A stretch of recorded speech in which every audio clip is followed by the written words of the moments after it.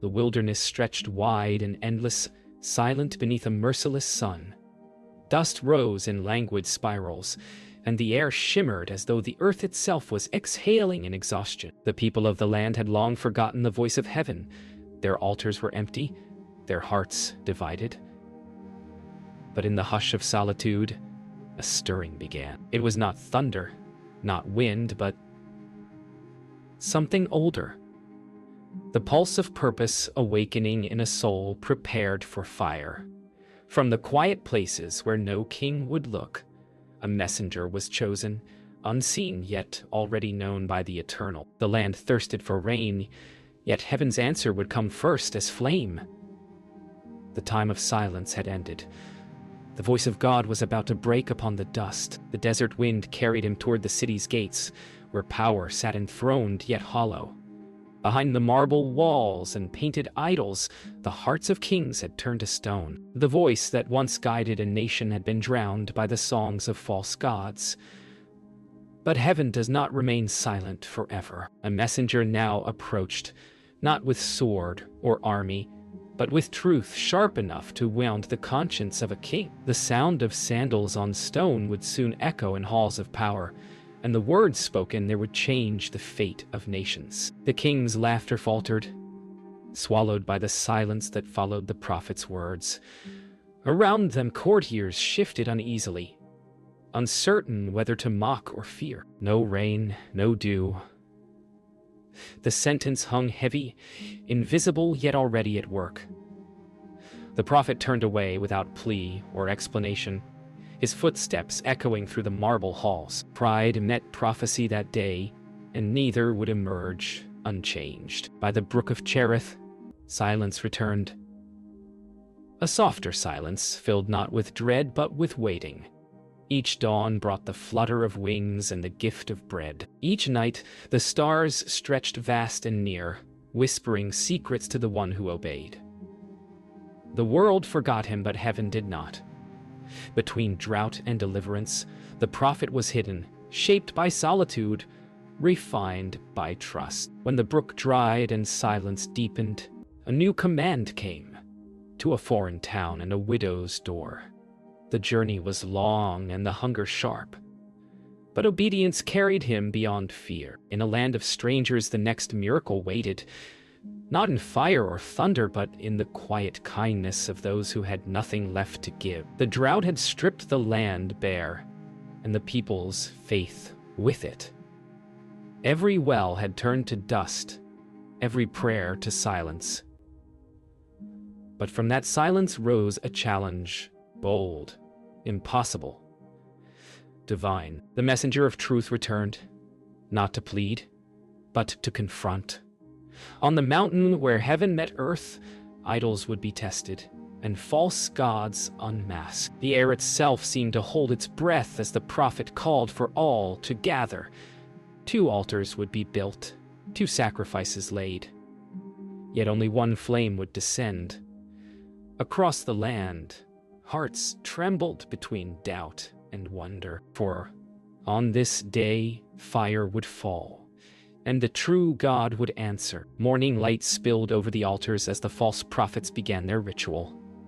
Their voices rose in desperate chorus, echoing through the ravines, pleading with gods of stone and silence. The hours burned away under the relentless sun, yet no fire came. They leapt and danced, cutting themselves in frenzy, blood mingling with dust. The prophet watched quietly, not in triumph, but in sorrow for the blindness of men. Still, he knew the moment would come when heaven's silence would be broken by flame. At noon, the prophet stepped forward.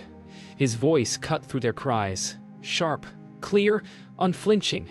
He mocked gently, not with cruelty, but with certainty. "Perhaps your God is sleeping," he said. Laughter rippled through the crowd, uneasy and brittle. The false prophets shouted louder, their pleas rising to a fevered wail. Yet no spark came, no whisper from the heavens. The moment had come to show them the difference between the silence of idols and the presence of the living God. It going to me were crossed it's truly. The prophet called for 12 stones, one for each tribe once united under God. Slowly, deliberately, he rebuilt the altar that had been torn down. Around it, he dug a trench deep enough to hold water. Then came the command, "Pour it out." Again and again, they drenched the sacrifice until the wood, the stones, and the very ground were soaked. The people watched in silence, confusion mixing with awe. To them, it was madness. To heaven, it was faith. Then came the prayer. No shouts, no dancing, only the steady voice of a man who knew his God would answer. The wind died. Even the birds fell silent. Then, fire. It fell from heaven like a sword of light, consuming the sacrifice, the stones, the water, and the dust itself. The people fell to the ground, faces pressed into the earth, their cries of worship echoing through the mountains. The false prophets trembled, and the king could not speak. On that mountain, faith was reborn in fire. The fire had fallen. The people had bowed, and heaven had triumphed. Yet, victory did not bring peace. The queen's rage spread through the palace like poison, her vow echoing in the prophet's heart, that by this time tomorrow he would be dead.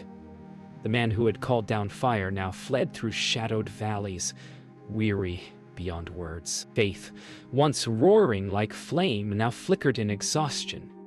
Each step through the wilderness became heavier than the last, until fear became his only companion. Beneath the weight of silence, he wondered if even the chosen could fall forgotten.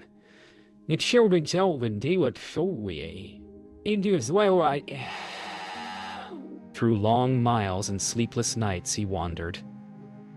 A man once fierce, now fragile.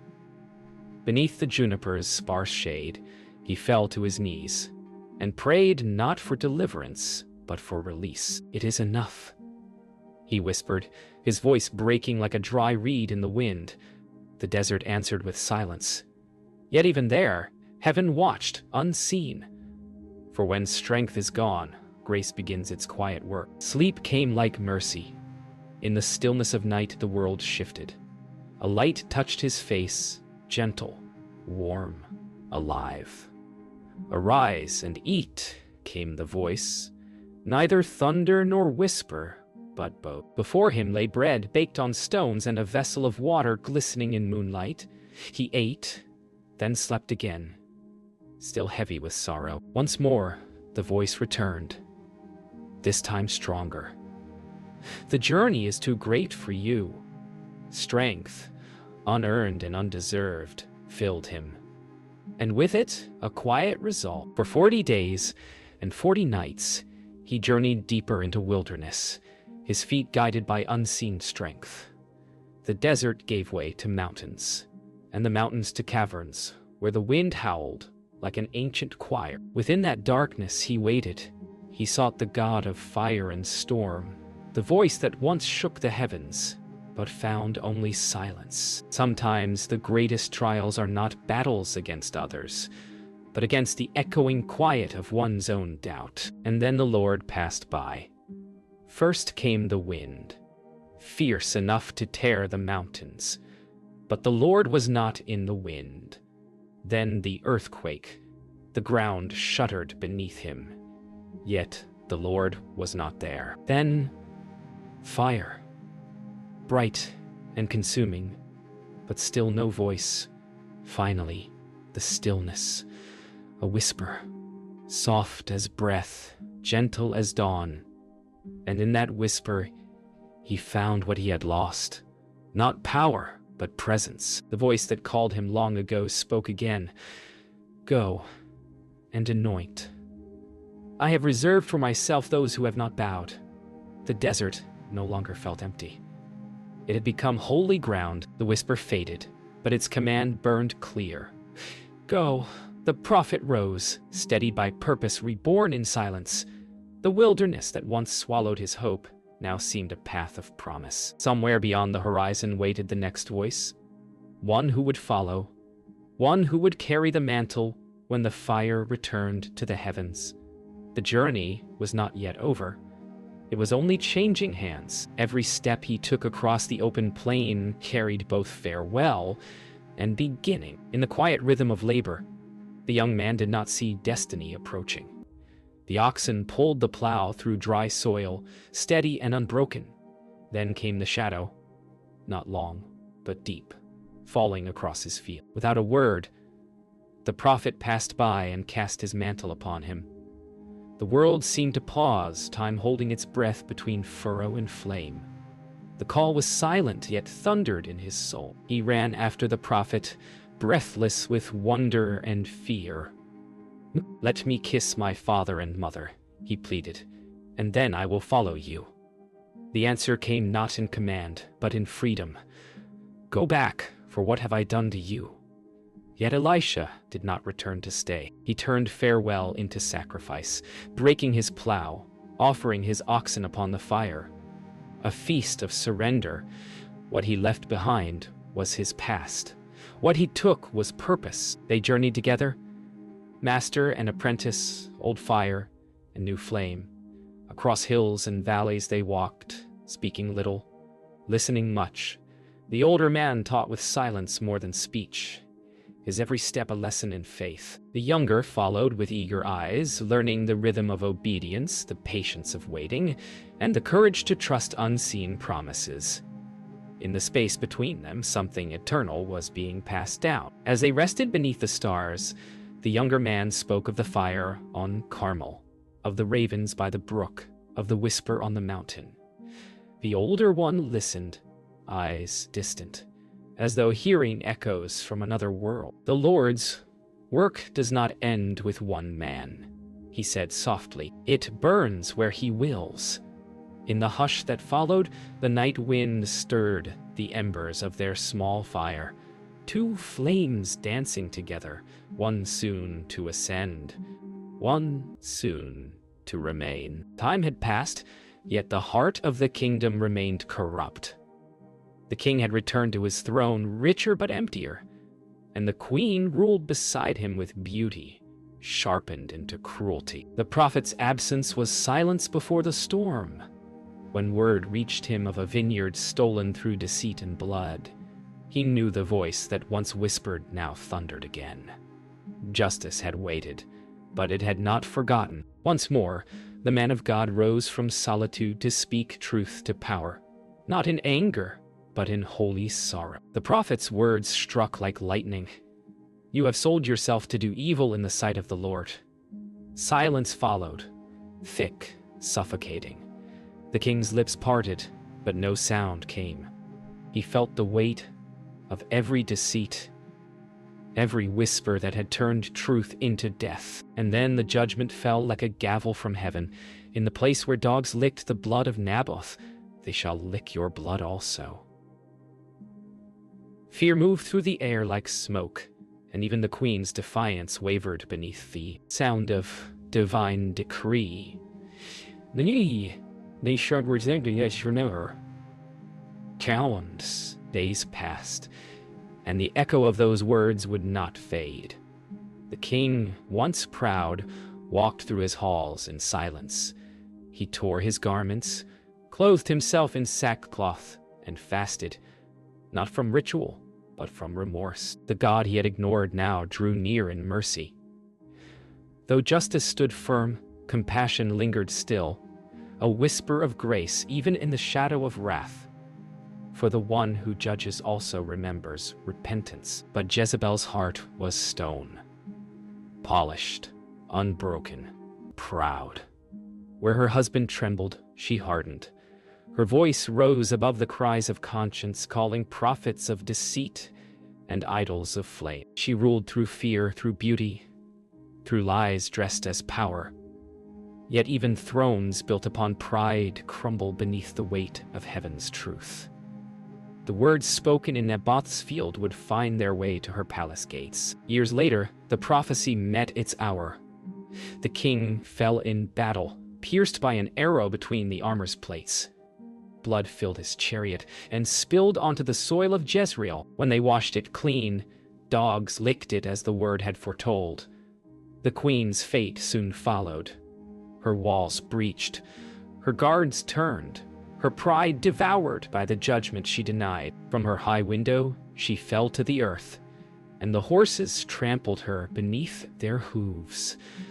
The wind carried no song for her, only silence. And yet, beyond the tragedy, the prophet's voice endured, echoing through generations as both warning and mercy. Seasons passed, and the fires of judgment dimmed into memory. The land, once choked by idolatry, began to breathe again beneath the returning rains. Yet for the prophet, peace was never stillness. It was transition. The voice that once commanded fire and whisper now spoke with finality. His work upon the earth was nearing its close. A quiet certainty filled his heart, not of death, but of ascension. He looked upon his companion, the young man who had walked beside him through drought and storm, and saw in him the reflection of his own beginning. The torch of heaven was ready to pass from one to another. "Stay here," the master said, "for the Lord has sent me to Bethel." But the disciple answered with quiet resolve, "As the Lord lives, and as you live, I will not leave you." So they walked together, from Gilgal to Bethel, from Bethel to Jericho, each step echoing with the weight of parting unspoken. Along the way, the sons of the prophets came out, whispering of what was to come. Yet the younger man refused to look beyond his master's face. The journey was nearing its end, but love would not release its hold. They came to the banks of the Jordan, calm, silent, impassable. The older prophet took his cloak, folded it in his hands, and struck the water. The river split, parting left and right, revealing dry ground beneath. They crossed together, steps steady, heart still. On the other side, the air grew strange, heavy with light, thick with presence. It was as though the veil between worlds had begun to thin. When they had crossed, the elder turned and asked, "What shall I do for you before I am taken?"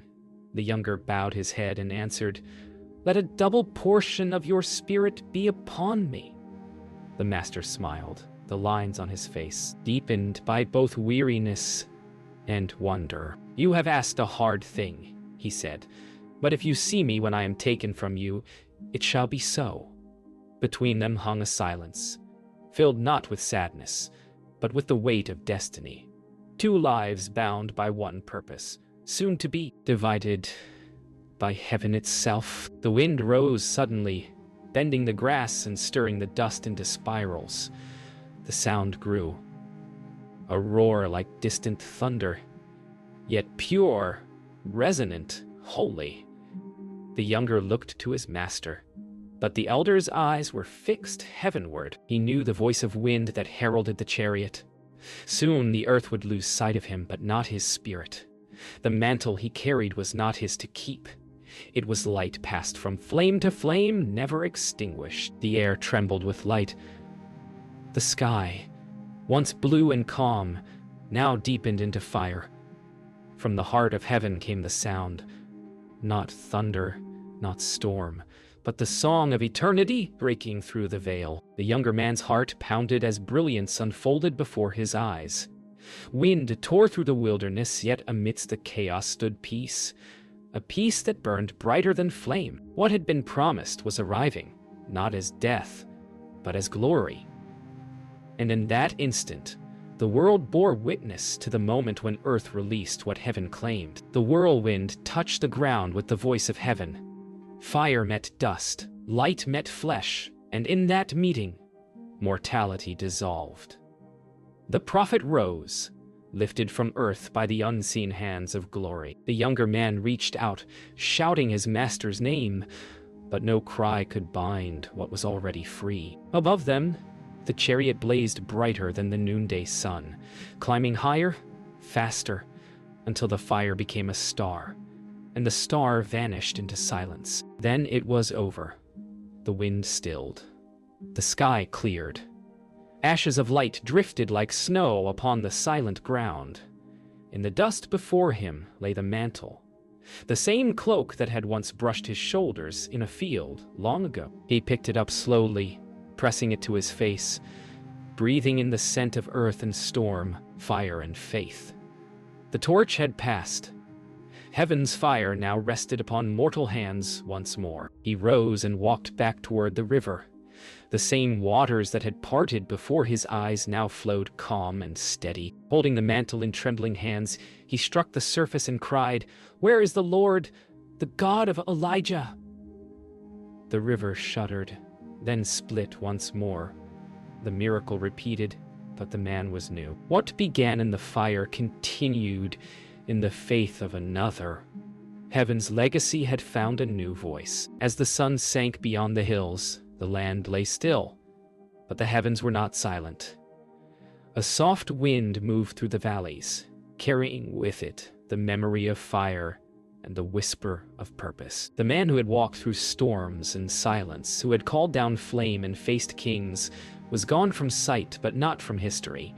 His name would echo wherever faith burned bright. For the God who took him up in fire still reigns in the hearts of those who dare to stand, alone if need be, and say, "The Lord, He is God."